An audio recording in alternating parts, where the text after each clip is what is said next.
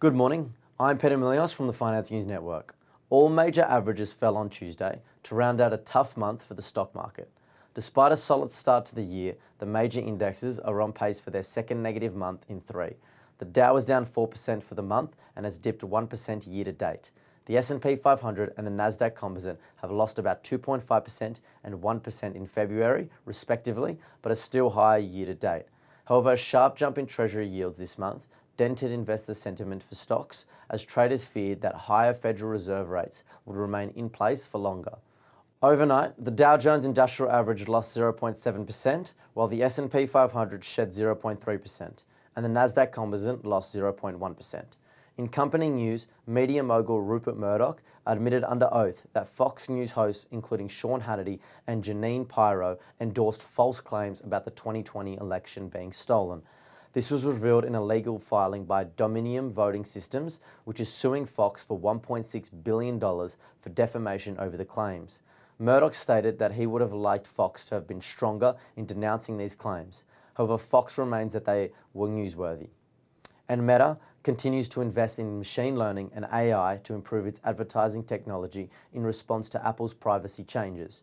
These changes require apps to obtain user permission before tracking them and serving personalized ads. Meta claims to have lost approximately $10 billion in revenue in the 9 months following Apple's privacy changes.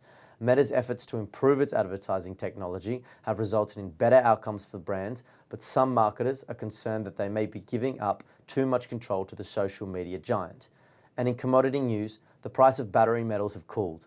The prices of cobalt and lithium have significantly dropped in the past few months due to easing supply bottlenecks and a decline in demand from China's electric vehicle and global consumer electronics industries. The preference for cheaper nickel-rich batteries over cobalt-rich ones have also contributed to the drop in cobalt demand, although the long-term outlook for lithium demand remains positive. The supply of electric vehicles may exceed demand if expensive purchases in Europe and the US are avoided.